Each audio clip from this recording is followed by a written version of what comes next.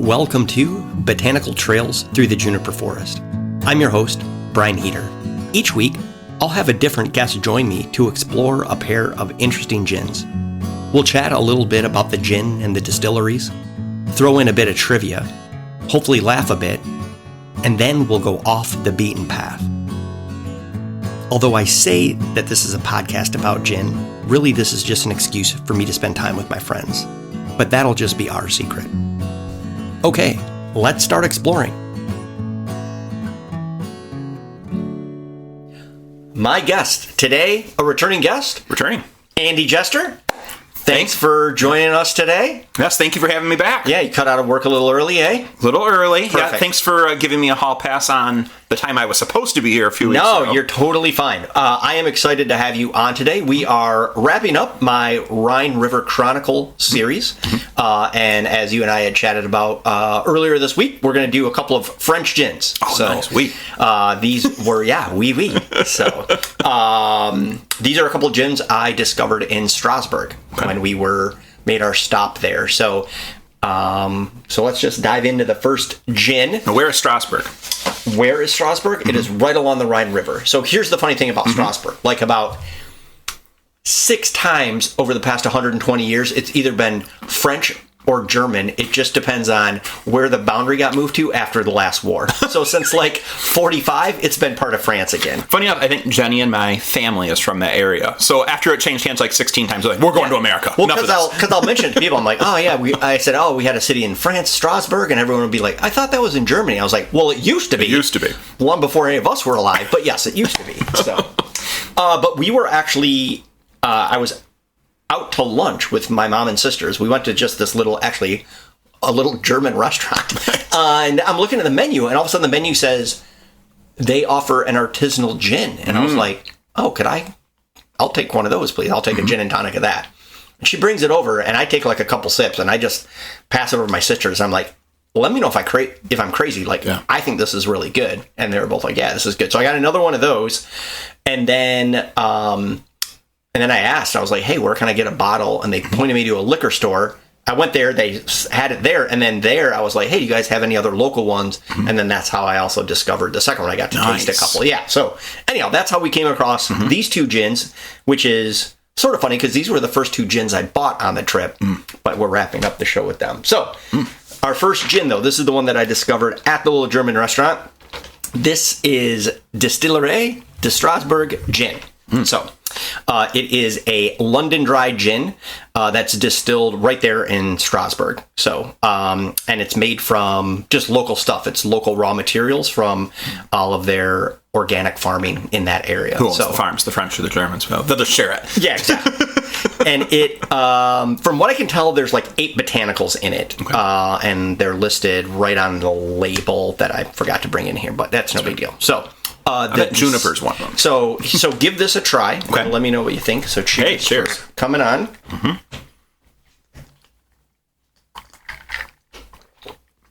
Oh, that's great. Oh yeah, that is really good. Was this the first one you had there? Or this? Yeah, I tried this and I was just like, man, this is good. And then I gave it to my sister. So I'm like, what do you guys think? And they're like, oh my gosh, that's really good. Yeah, it's I like really that a lot. Tasty. So this distillery de Strasbourg, it's relatively new. It opened in 2019. It was the creation of 4 friends there. Chloe, Arnaud, Julien, and Nicholas. They actually undertook a crowdfunding campaign to raise capital for it. And then when they were getting the distillery up and running, they also obtained the organic agricultural label, which I'm assuming is kind of a big thing in France. So in addition to the London dry gin that we're enjoying, they also distill a Russian Doll vodka, Esprit de Malt, which is their whiskey, and they also do a gin rosa, and that one has 12 botanicals in it. And what we're drinking today is just a gin and tonic, and I made it with the Fever Tree Mediterranean tonic, and then just a little bit of lime in there. But I think it's a pretty tasty What's the number treat. one thing you taste in this? Out of the botanicals? Just guessing. Or asking. It's the first thing that pops out when I took a sip of it. I just ate a banana. Something I cannot identify. to me, I think it kind of tastes like lavender a little bit. Oh, maybe. Doesn't it kind of? And I did not read the I bottle. don't know if I've ever eaten lavender. If you smell it and go. You know what? When we take the intermission break, I'll bring the bottle in here and we'll see if that's one of the. Because I did not read it, but to me, it's like the first thing that I kind of taste a little bit is lavender.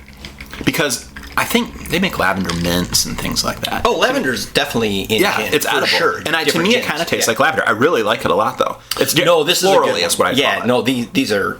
I like both of these gins, but this one I think is just super tasty. It makes a great gin and tonic. So, but Strasbourg was the only stop during the trip that we had in France. But it was one of my favorite stops. It was a cool city, just reminding me of just a very European city. You know, they had a big town square with a huge church. Nice. And there's, just restaurants and stuff all around it. So you could sit there. The church was pretty amazing. They had this huge clock. I think I've got a picture on my phone, and it was super elaborate. But that was a really nice church. Our the guide that we had that day, it was like a 2-hour guided tour through Strasbourg. He was great. And then we just got to hang out. So we went to this restaurant. My sister Amy went and had a perfume made for her older daughter Gemma. We went to this art store and we got some stuff for her younger daughter Esme. It was a cool place to shop. And obviously the city's right on the river because you were on the ship that stopped right on the river. Did they? Yeah, and then we just had to take a little bus. Bus in, and I didn't know we were going to do this. I wish I would have snapped a picture, but when we were going from the docks or wherever into the city, we passed a French Foreign Legion recruitment office. Oh, nice. Yeah. And I think once you step in there, you just never step out again. Yeah, you're gone. They ship you off to the desert. 12 years you're going to be in some small island out in the middle of the Pacific. 12 years later, you come back with a tan and a beard. This is great gin, Brian. No, I really like it. Good. I'm drinking it too fast because it's so good. Now, in terms of France, you've been to, is it only Paris, or have you been to other cities? Yep, I've been to Paris, and I've been outside of Paris to Disneyland Paris, which, or Euro Disney, or whatever they call it now. I don't know. But the funny thing about that, when we went there, I was there on my honeymoon, and we spent most of the time in Paris, and then we took a day trip out to Disney Paris, or Euro Disney, whatever they call it.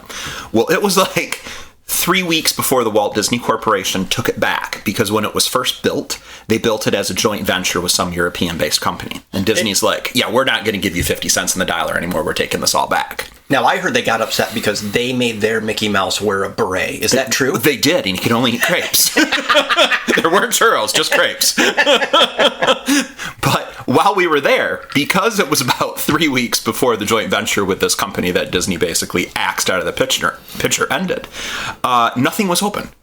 So you walked around, and the ride would just say closed for improvements, or what, or please, what were they please step away. Inventory and everything. Yeah, I think so. Disney was how many balloons do you have? You owe us 5, right? Did they give you a half price on the ticket if nothing was running? It was the full price Euro. So we walked through. I would say if the normal Disneyland or Magic Kingdom has 50 rides open, this had about 20. Everyone we'd be excited to go to, we run to. And they don't run to it. They just kind of walk by, passively and just be ugh, Americans. Yeah. Smoking a cigarette, carrying a baguette. So, actually, when we did what's called rope drop, which means you get there first thing in the morning before the park opens, and then you can run in, right? So, here in the United States, if you're at Disneyland or Magic Kingdom, you're going to run to one of their big rides, right? The Space Mountain or Big Thunder Mountain, whatever it is. So we are pushing aside children. I mean, there was a 3-year-old I butted out of the way. I'm move. I'm running. Book it to Space Mountain. We beat the cast members there. I mean, we're standing there for 15 minutes. We're okay, we're at, no one was in line. It's just completely different culture than ours here in America. There's just more about just kind of walking around looking at the sights in the park. Funny enough, then Disney took back over the park, and I've heard it's really nice, but I haven't been back since then. So, to answer your question, most of the time I was in Paris. Okay. How long were you there? We were there 8 days. Nice. Okay. Yeah, 8 days. And it was great. I love France. I really do. I've been to Italy and France and Austria, and took a couple-hour trip into Slovenia once by getting lost on a road. And All I remember about Slovenia is I think I had some hard liquor and they said it was schnapps, I think, and lots of pumpkins. That's all I remember. Really? Was it they grow pumpkins there. It was big fall. thing. That's it was fall because I was there for Oktoberfest. Is that a big export for Slovenia? Yeah, I asked a friend of mine who's Austrian why there's so many pumpkins there, and because pumpkins are a New World food, right? They're from here, and evidently the seeds of these pumpkins were brought to Central Europe, and when the Ottoman Turks had a bunch of the territory there in Eastern Europe, places like Slovenia and Hungary, and they planted these as a crop, and so to this day they're still grown wildly throughout all of that area of Central Europe. So I was surprised to see it. It felt like you were around here, with all of our pumpkin patches. Right, yeah. It was neat. It was a neat time. But so was the hard liquor I drank there, too. It was very good. I still don't know what it was. It just came in a bottle with an X on the label, and next thing I woke up and I was in Salzburg the next day. Yeah. So Strasbourg ends up being like the fourth sort of city I've gotten to spend time in. Actually, I wasn't in like a big city when I first got to France. It was down near, it was south of Nice. It was like... Was Nice nice? It was okay. No, it was just the airport. I only got to see the airport. No, because it's spelled the same. I understand. And then we went to Lyon, and that was cool. Mm-hmm. And that's where I saw the women's World Cup semifinal between the U.S. and England. Like, that was a lot of fun. And then then Jim and I went to Paris, and we had an apartment for like a week. And we just kind of like hung out, like primarily like in our neighborhood, but I really liked it there. Oh yeah, I really liked it there. And then we got to spend this day in Strasbourg. But on that cruise that we went from Switzerland up to Amsterdam, this was the only stop in France that we had. So it went from Switzerland all the way up into Amsterdam. Yeah, it started in Basel, and then worked its way up. Strasbourg was the only French, a lot of German, and then we had 2 stops in the Netherlands. The first one was, it was not even like, it was more like a town almost. It was really to see like some windmills that they had there, and I didn't do that. And then we went to Amsterdam, and then we ended up spending 2 nights at a hotel in Amsterdam. Nice. And that was cool. So, But Strasbourg, I would say Strasbourg, France, and then Cologne, Germany. Those were my 2 favorite stops. Yeah, I've been to London, been to England, been to France. I'd never been anywhere in Germany until I had done this one. Yeah, I've been throughout Germany. I love the food in Germany. Is the best part. And the people are really nice there, too. In Germany? Mm-hmm. Oh, yeah, they were really nice. Mm-hmm. So, yeah, everyone, was really nice. And I know I've mentioned this on other episodes of the podcast when I've been doing these Rhine River gins, but I was shocked at how big of an industry these river cruises are. Oh, yeah. It's unreal how many of these ships are just going like up and down. Mm-hmm. So. Because most of the major cities in Europe are built on the rivers, right? Oh yeah. Yeah. But I had no idea like these river cruises were just so popular. In fact, and I may have mentioned this when we were in, I'm pretty sure it was Cologne, our tour guide was telling us like the city has asked the cruise companies, they're like, you gotta like cut down on it? Yeah, you can't keep adding. Like, we're running out of space. We're capped. We're like, and you're like overrunning the city to some extent. Like, we're good. Like, but yeah, I had no idea like how big of an industry that was over there, how popular it was. It was a great way to see everything.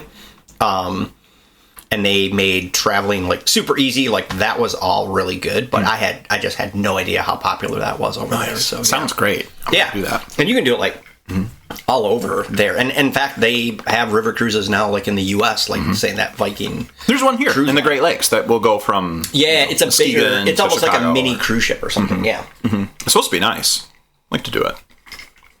Yeah, I suppose. We could drive, but we're here. That's true. So that's true. but I like to ride on the water. I don't like to swim in the water. You know that? In a pool, I'll go in, but not like a big open lake. Will you go in any lake? If we went to Lake Michigan and it was 90 degrees out and there wasn't much of a breeze and we had to get in the water to cool off, would you go into the water? Could I touch the sand at the bottom? Or would just we're just going into the water. Oh, I'll walk into the water. Yeah, I'll walk in if I don't go like above my knees. But if you put me out on a boat, like off the shore, and told me to jump in, I wouldn't do it. I'd go down with the ship. But would you like swim around in the lake if you could? Like, if you could swim, but as soon as you stood up, like you could touch. Like we weren't out deep. Like you would go underwater. I'll go underwater as long as I can stand up on the sand. But if I went to stand up and all I could feel was more water under me, game over. What about in the ocean where stuff can eat you? Oh, absolutely not. I would be like sharks. Would you even step into it? No, sharks come and get me. No, I'll step into it and go out to about my knees, and I'll splash myself with some of the water. Say, well, that was a good swim, and then I'll go back to shore. But no, I don't like going in deep water. It's like, why would people do that? That's why people like. It's like we grew legs, you know. No, I get it. Yeah, I don't know that I would want to like jump off into the deep. But I would do it, but I would quickly probably get back in the boat. I wouldn't like be floating around out there. I watch these things on like the Discovery Channel where these people are swimming around with sharks and stingrays and crap. I'm like, what the hell are you thinking? My sister Lori, she and her husband, they went off the coast of Mexico and they put him in a cage. In like scuba outfit, but a cage, but sank them so that they could look at great white sharks. Oh, absolutely not. And I'm like, is that thing locked? I would that is like, I don't like doing anything where if something might just go wrong, it'll kill me. Yeah. I mean, outside I fly, I get on planes, right? Yeah. So those are relatively but, like, I would never skydive. No. I would not do what Lori does, get anywhere. Like when I don't know, it was like 2015, Lori took my mom to Australia, and I joined them in Sydney, but then they were going up to, I can't remember what it was called, but they were going up where they could go out to the Great Barrier Reef and stuff, and they were like, did you want to tag along? And I was like, no, there's a bunch of stuff up there that'll kill you. They all will. No joke. The food there will kill you. While they're there, a saltwater crocodile or something killed someone down like the road from where they were at. Yeah, no way. I'm not. I don't know. I like being alive and I don't want to deal with that other stuff. No thanks. I'll sit on the shore. I'll sit on a boat and have a beer, a drink, and say, okay, that's good. I'll admire everything. I'll admire it, but as soon as I got to get in the water and play Russian roulette with Jaws, no thanks. All right. Are you ready? We had talked about this. You said you would like to go first today for trivia. Sure. So let's see what we have in store for today. I hope it's I will disown you as a cousin-in-law if you don't get this right. Okay. So, with what is the popular game Gin Rummy played? With what? With what? Cards. Exactly. Good job. Man, this would have been great in the last episode Greg was on, and my off the beaten path was the movie Flamingo Kid. I don't know if you ever saw it, but I haven't seen it. But Gin Rummy is a big part of that. Would have been hilarious if we now I have another movie I need to see. I just watched The Last American Virgin last weekend. First time in my life. I can't believe it.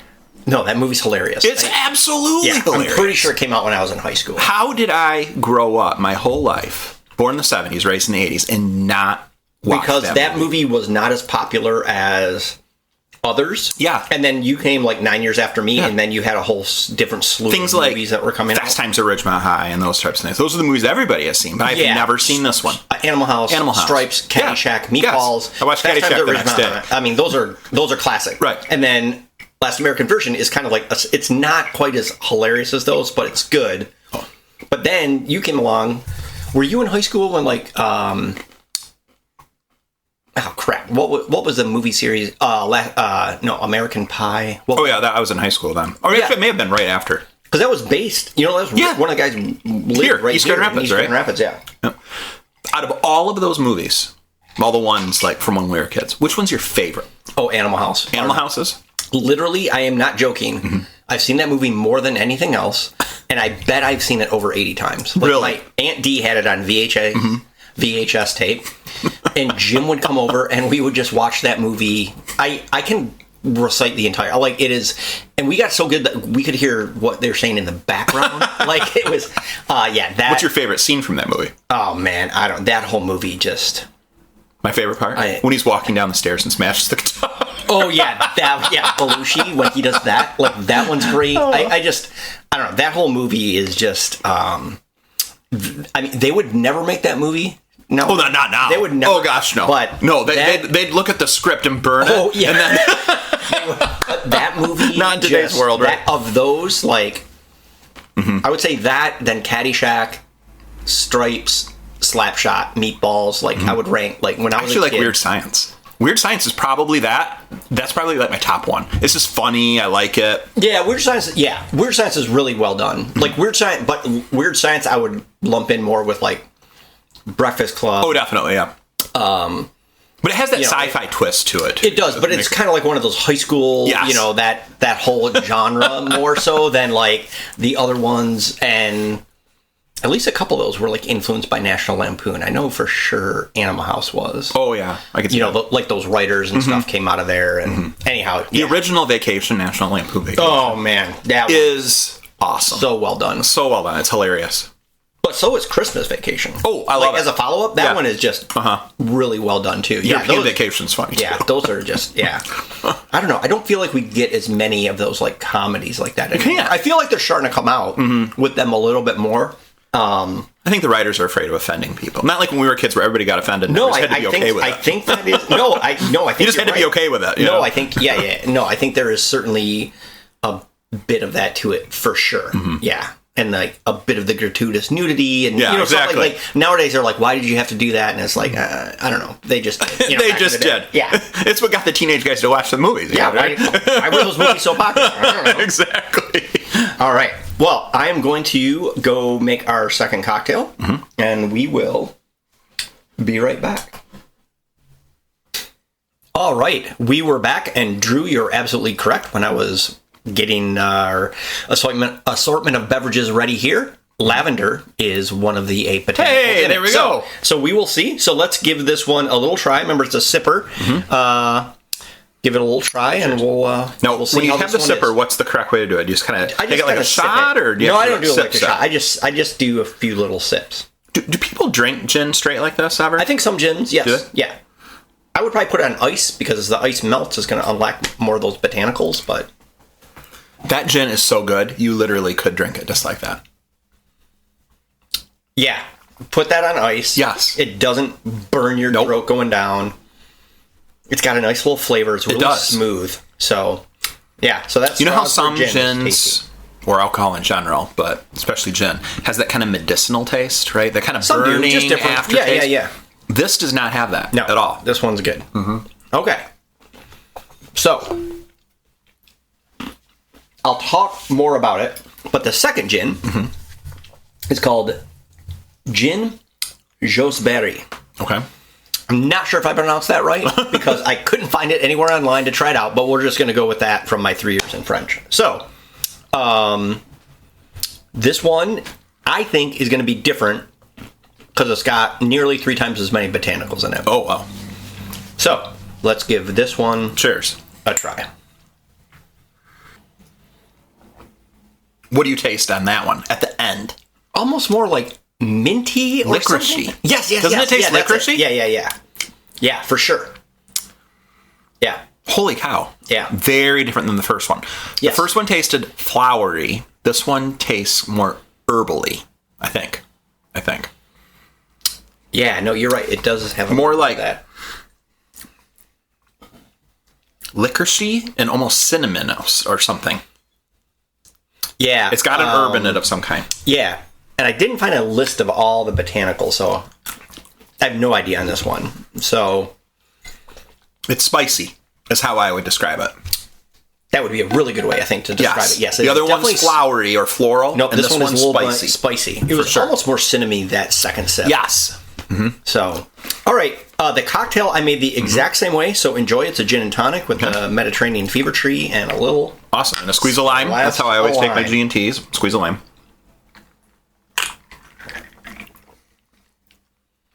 I like it. That's a good gin and tonic. It is. It's very good. Yeah. Definitely spicy. That's how I'd say it. I can taste the spices. I would agree with that for sure. So, Gin Josberry, it stands for the Mountain of Joseph, which is named after their founder, Jos Nussbaumer. This gin is referred to as a mountain or artisanal gin. 25 different plants, a mixture of botanicals, wild berries, and spices go into this there we go, gin. spices. So, the distillery that makes it is called the Joseph Nussbaumer Distillery. It's located in Alsace, in the heart of Val de Ville, the Ville Valley. The distillery was founded in 1947.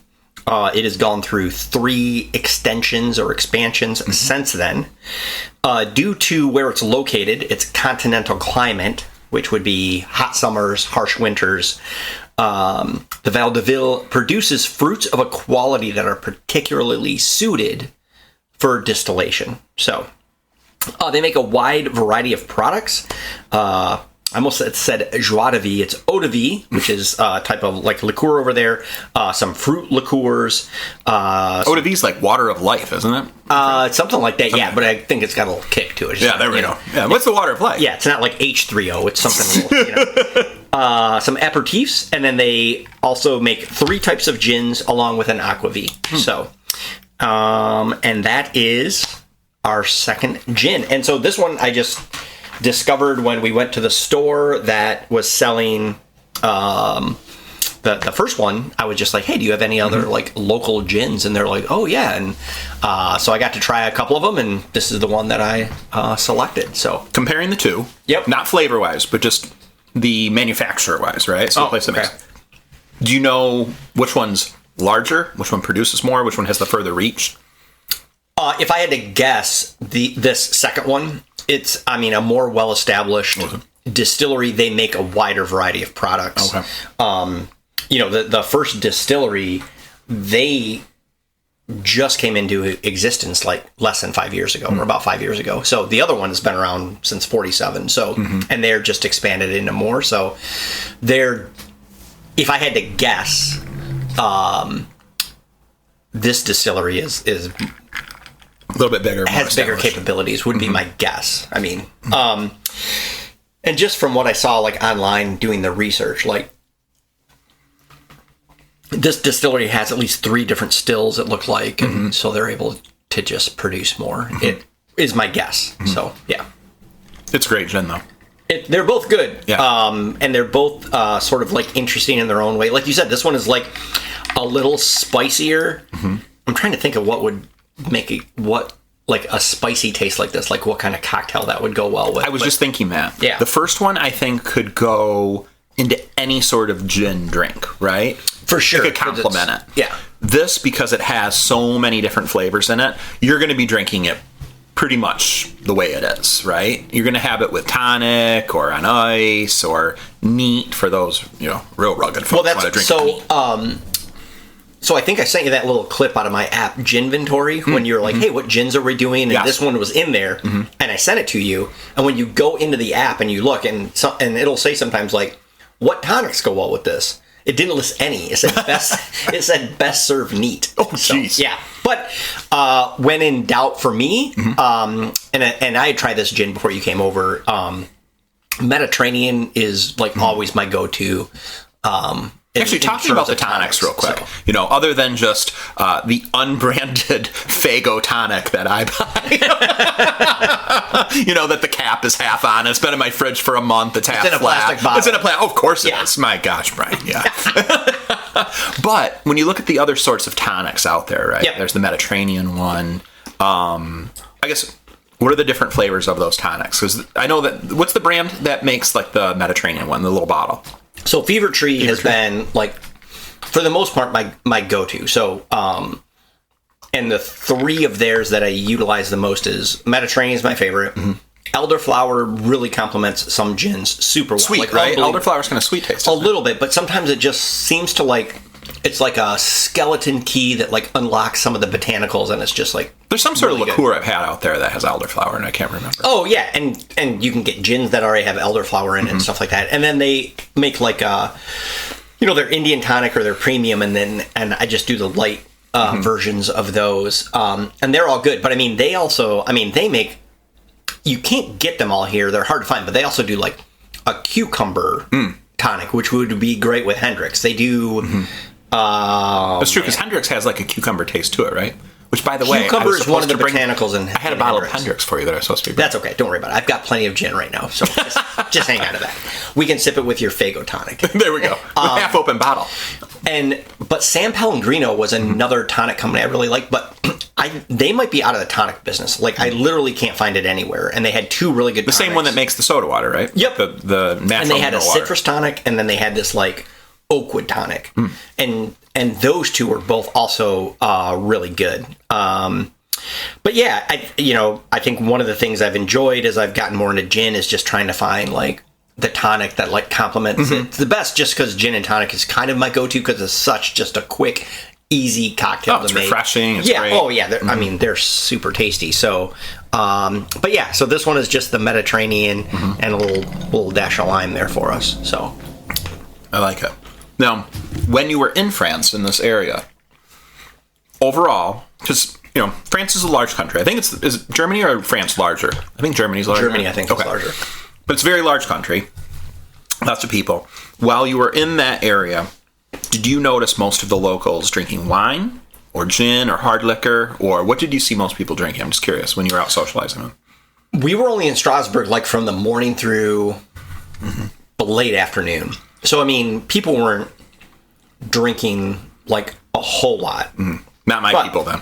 Right, yeah. That's why my family left. I was like, yeah. We're getting the hell out of here. Yeah. What is this, amateur hour? It's noon. But, like, you would see, obviously, like, out in the square, like, especially in the afternoon, like, Aperol Spritzes were popular. Wine is obviously popular. You would see that. But, I mean, I spent maybe 6 to 7 hours in Strasbourg. So, like, if I would have been there, like, through dinner and could have, like, hung out more and gotten to see a little bit more of it.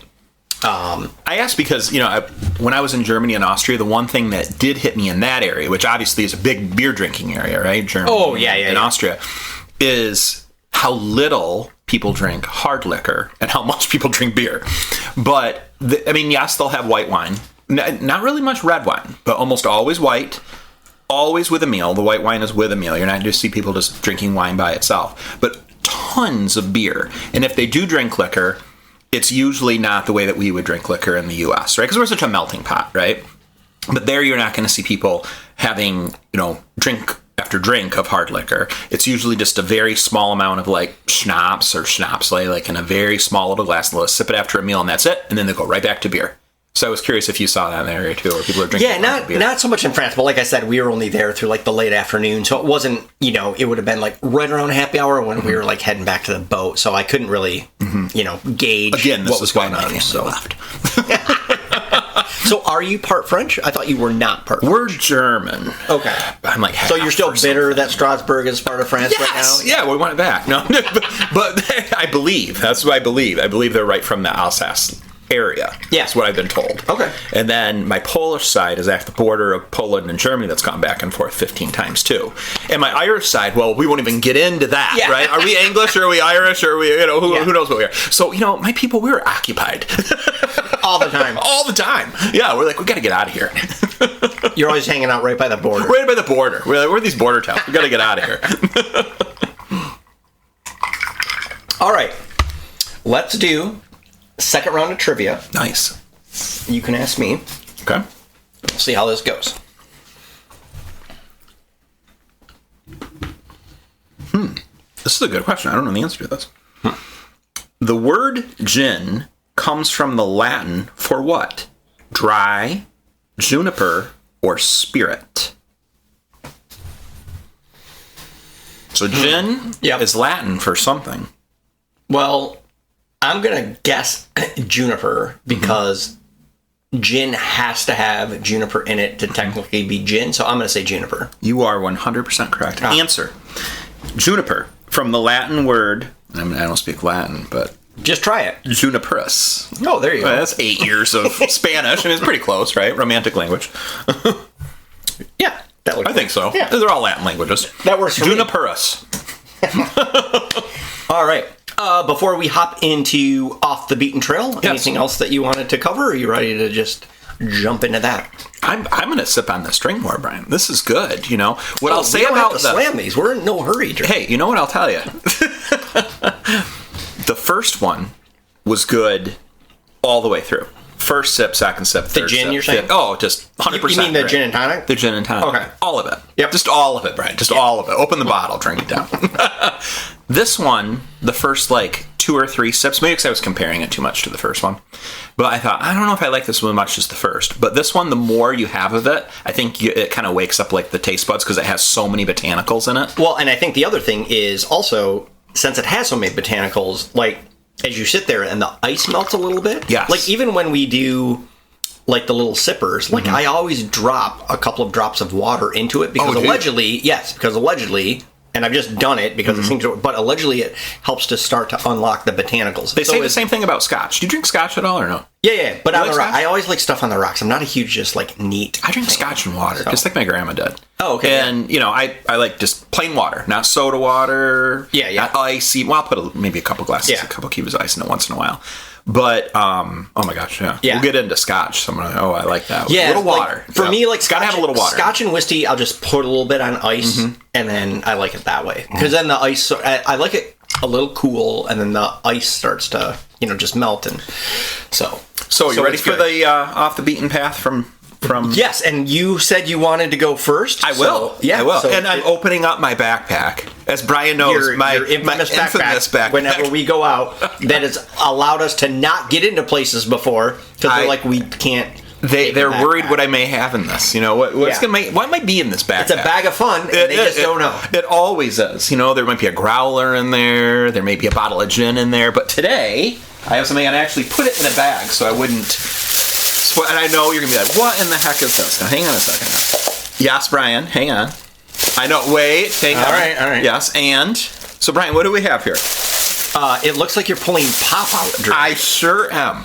So, I am bringing back for a moment, and then we'll get into this in a second, Pepsi and Coca-Cola, right? Yes. So, Brian, what do you see when you see 2 cans next to each other like this? Sorry, I was gonna just make a joke. Back to our childhood. I was just gonna make a joke there. As Brian's ready to throw the Pepsi on the ground. So when we were kids, or probably when I was older and you were a kid, they used to have the taste test. Yes, the Coke. Pepsi Challenge. Yes, the Pepsi Challenge. The Cola Wars, as they call it, right? So I was reading something the other day, and I thought to myself, this would be interesting for us to talk about during our Off the Beaten Path. Because Coke and Pepsi, right? Yep. 2 great American brands. They've been around for a long time. Everybody has it's like politics, right? Everybody has an opinion. Most people are wrong with their opinion. Most people think they're right with their opinion. The cans are red and blue. Exactly. Good point on that too. But the Cola War. So I brought a can of Coca-Cola, original taste, of course. Or do you remember when New Coke went away? Oh, what a debacle! Oh, good God! I tell you, why would they do that? It's like, what the I have no idea. What were they thinking? Yeah. Right? I have no idea. So, and then remember when they first brought back, original Coke, and it had that little thing on the side that said something like original flavor. It was in a circle. Do you remember that? Sorta. It was in a circle on the side of the can, so something like original flavor. They were just trying to dig themselves out of a hole. No kidding. I mean, what the hell were they thinking? But anyway, so I brought a can of regular red can Coca-Cola and a can of Pepsi. Now, before I open them, and we'll talk about the Pepsi and Coke challenge and the wars real quick. So, Brian, growing up, which soda did you drink, and what soda do you drink now? So this is so when I was a kid. Wait, I see what you're pouring. No, it's okay. We're not doing that. Oh, You'll see what we're doing in a second. So here's the funny part. When I was a kid, my preference was Pepsi. Really? Yeah. No kidding. Yep. My aunt. I mean, not that I didn't like Coke, but Pepsi was my preference. Dee always had Pepsi for us at her house. I would have Pepsi at home, but then I don't know. Like once I think I got into about college or so, I went Coke, and now it's to the point where I don't even like Pepsi. Sort of. It's just. I've heard you say at a restaurant before. Do you have Coke or Pepsi? The waitress said Pepsi, and you said, "No thanks, I'll have water." Yes, that is true. You are very adamant pro Coke and very anti Pepsi. As my nieces like to call me Uncle Picky, I sometimes have particular tastes, and I've just gone. Like to me, the Pepsi almost tastes like too sweet now. So, and the Coke. But if I had my preference, it would be a root beer. Really? For me, yeah. Like I would take a root beer over either of those. For me, I'll tell you right now, I love the taste of regular Coca-Cola. Yeah. It is by far, I literally think when they manufactured this 150 years ago, it's like, how do we come up with something that's quasi-addictive that will appeal to anyone who drinks it? And they're like, what if we put some cocaine in it? Yes, and then it becomes addictive. But I love the taste of regular Coke. I was a Coke kid growing up. My parents always bought Coke. There were only a few people I knew that actually bought Pepsi. David was one of them. His parents would buy Pepsi. And I don't hate it. I wouldn't say I'd rather have water. If I go to a Taco Bell, I think that was the only place growing up that may have had Pepsi. Because Pizza Hut, when we were kids, did Pizza Hut have Coke or Pepsi? Coke. Well, here's what I don't understand. So Pepsi, the corporation, owns Taco Bell, Kentucky Fried Chicken. And don't they own Pizza Hut? And is it Pizza Hut? I think they used to, at least. I feel like there's one of them. I would think they'd be serving it there, though. I'm trying to think. It's Kentucky Fried Chicken, Taco Bell. Maybe it's Pizza Hut? I think they did. Okay, so if you're any other company, why would you serve Pepsi in your restaurant? Because you're basically funding the opposition. Like, it is the dumbest thing. Yeah. Like, you should just serve Coke or just forget the pops and Royal Crown and Kool-Aid. Like, I don't know, but like, I can't. Did you know anyone who drank Royal Crown? Oh, my parents. They liked Royal Crown? Oh, RC was a big... Jenny's grandparents did too. They drank Royal Crown. I was just out in San Francisco last weekend. I had to go to the store for Jim. Wasn't that just used to take like rust off mufflers? I mean, that stuff, that was pretty strong, wasn't it? No, it was good. But was it good? So I went and picked up this Whole Foods cola. Right. And it reminded me of RC. Really? Yeah. So I always drank regular. Well, here. So in your left hand, I'm gonna tell you which one's which, because left for me and for you are both regular. I totally Coca-Cola. wasn't paying attention. This is your Coke. This is your Pepsi. Oh, okay. But here's the funny thing.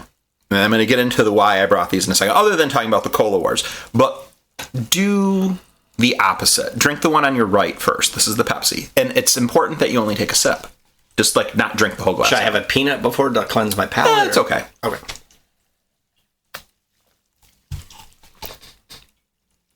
Just the sip. Okay, and then... I just had a sip. I didn't slam it. Okay, and then maybe have a sip of the gin. Why not, right? Okay. And then have a sip of the Coca-Cola, the one on the left. I'm going to have a peanut, because now it's going to be spicy. Obviously, I'm trying to mimic our Cola Wars here, right?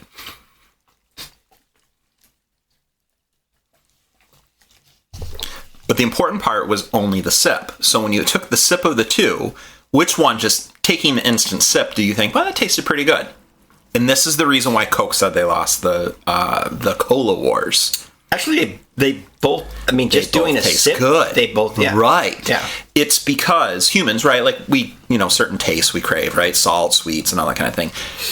The flavor profile within Pepsi is sweeter. It's funny why you said it tastes sweeter to me. It tastes too sweet. I can't drink a lot of it.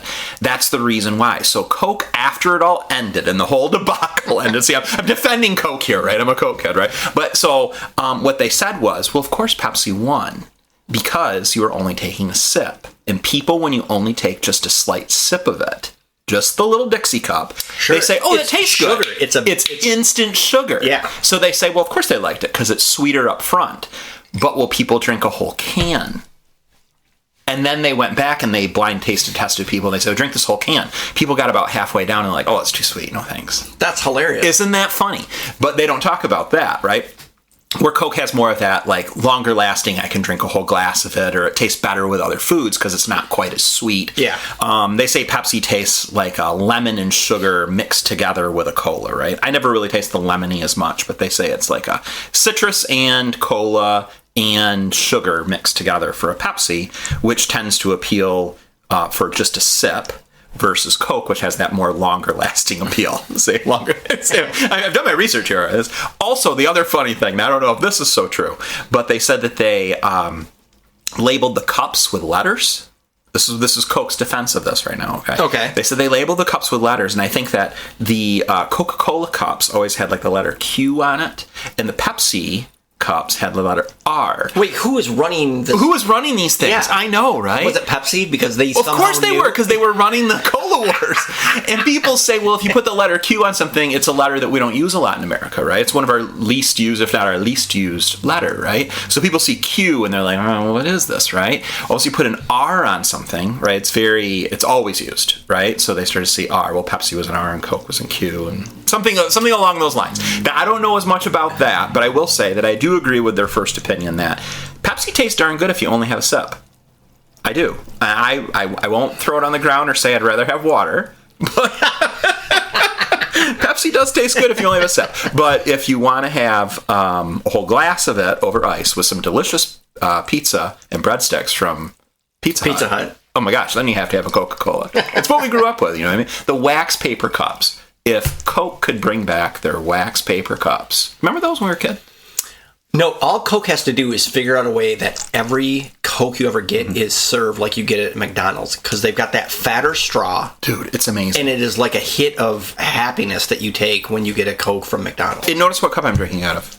I'm not drinking out of my Pepsi cup. I'm drinking out of my Coke cup. Of course, right? You know it's going to be better. It's going to be amazing. Yeah, the long run. So this was my off the beaten path today. I know it's this is our first different. This is like it was off the beaten path today. Was a history lesson, exactly, and Wars. A drink, because I thought this would kind of tie it together: history and drinks and everything good about colas. And I do like Pepsi. I think that they do a good job, but not as good as Coke. But I mean, I don't think Pepsi's trash, but I would always pick a Coke over Pepsi right now. Here's one funny thing, though. I think, okay, right, you get a pop, right, 12 ounces. You get beers, they're 12 ounces. We would never go to a tailgate and be like, man, I'm going to go bomb like 5 Cokes. We would never do that. But we would not hesitate to have 5 beers and think twice about it. Oh, no. Yet, we're consuming the same amount of liquid. That's right. Isn't that funny? I know. But it's like if you imagine trying to drink that much of a pop, you're just like, I'm not doing that. What pop did you have in college? Did you guys have pop at your dorm and in your apartment and stuff in your house? What do you mean? What are you talking about? Did you have Coke or Pepsi? We probably had both. I don't remember. I bet we always had Coke. That's the thing. I'm wondering how they do this, right? Coke, they wrap us in forever and ever. I think it's or the you just go to a wax paper stadium. You know, the stadium is just the stadium is like, oh, you're only going to sell like this here, and it seems to me like Pepsi has a bigger footprint in that. Like if you go to movie theaters and stadiums, That's true. Spartan Stadium only sells Pepsi. It tends to be more Pepsi than Coke. Yeah. So, yeah. So I don't know. Well, we haven't done that one before, so thanks, Drew. I thought that'd be fun. Yeah, something different. One. Last time we talked about a book I had read, so I thought this time I'd talk about a pop I've been drinking for 4 years.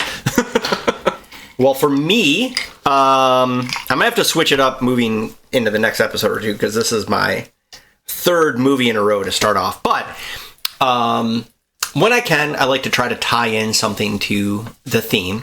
So mine is a movie, and it is a French film. Have you ever seen Amélie? No. Okay. So it's a French film that came out in 2001. So it was a nominee for then Best Foreign Film for the Oscars in 2002. It did not win, but it was one of the, I don't know, back then they had 3 or 5 nominees for Best Foreign Film. It didn't win, but like everyone was raving like about that movie. And I was still my early 30s back then, and I was still sort of the thinking that, well, if everyone likes it, I'm not going to like it because, whatever. So it took me a couple years to like watch it. No, this is a French film. It's a French film. All in French? Are you speaking French? Oh, yeah, subtitles? Yeah, subtitles. It's a French film. And so, I don't know, this is probably then like 04 or 05 when I was up in the old apartment overlooking downtown. Belknap where Hill. you've been up there. Amazing. Stockbridge Pub 2. Yeah, I may have had a couple of gin and tonics up there from time to time. Yeah. And there was and I can't even remember what it was, but there was a really nice little place you could rent movies from downtown. It was like on Division Street. So I'd walk down there, and the hilarious thing is that kid, the guy who owned it, a good friend of mine, Terry Gasky, would babysit him back in the day. So it was just kind of funny because he was from Ludington, and that's how I found that out. Anyways, so finally one day I'm like, I'm just going to get it because I don't know. So I got it.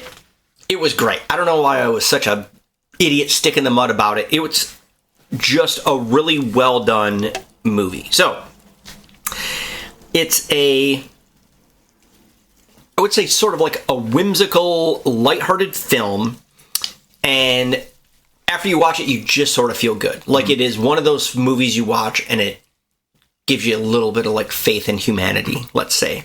The gist of the storyline is this girl is born and her parents incorrectly think that she has a heart condition. So they like keep her home. She lives a pretty like sheltered, protective life. And in that isolation, she just develops quite an imagination. So eventually, though, she grows up, she moves to Paris, ends up being a waitress at like a little restaurant, and then through a set of different circumstances, and I don't want to give too much away, she ends up starting to get involved in like the lives of people around her, trying to make their lives better. And the movie's kind of like based on that. And it's just a really feel-good What's the name of that movie. It's called Amelie. Amelie. Yep, Amelie. You can basically rent it through like Prime or Apple TV or Showtime. Like they all offer it. It's subtitled, but it is, I would probably say in terms of foreign films, it is probably in my top 5 of foreign films that I've seen. It's just really well done. But this one it definitely just, you kind of finish it and you just kind of feel good, which is nice. And sometimes you just need a little injection of joy or happiness in your life. As good as Weird Science, though. You know I like Weird Science. Different than Weird Science. Definitely different than Weird Science. Funny in its own way. Okay. But yeah, it's I would say top 5 for me in terms of foreign films I've ever seen. Nice. Really well check done. It out. Yeah. And I really kick myself then for like not watching it for the first few years. Like I'm like, I should have watched that like earlier. So I try to be more open-minded about stuff. You've maybe like kidding me. What are you talking about? I don't know. How have you not seen a foreign film? Are you serious? How are we even friends? What are you doing here? Well, what would be another foreign film I'd watch? I don't know. Drew, there's so many good foreign films. I mean, like Star Wars from a galaxy far, far away, but is that foreign? That's still an American. Is that foreign? I don't know. American-made film. Like maybe not the new ones though. Oh god. The new trilogy of Star Wars is just awful. What do you mean? The new ones. I don't care for the new ones. Wait, are you talking about the prequels, like with the Phantom Menace? Or are you talking about I like those. Actually. Are you talking about the last 3 that came out, like three. after? Yeah, the last. Oh, really? I mean, there's parts of it that I don't absolutely hate, but overall, they're probably not my favorite. So this is my opinion about those. They went and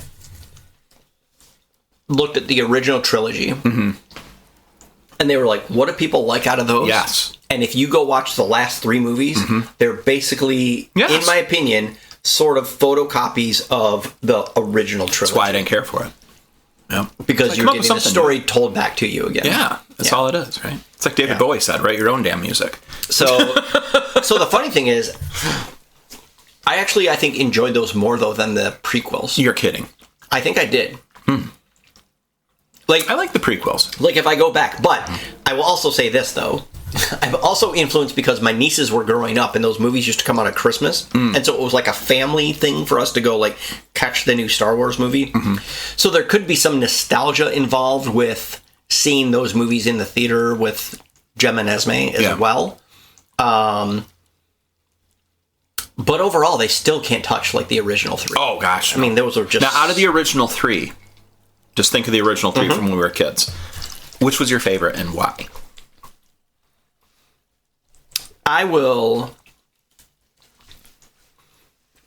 I think I will always say the first Star Wars, 1977, was my favorite because it was just unlike anything I had ever seen. I think I saw it 7 times in the theater. Do you remember seeing that in the theater? Oh, yeah. Like, I was 7 years old. Well, I was turning 7 because it came out in 77.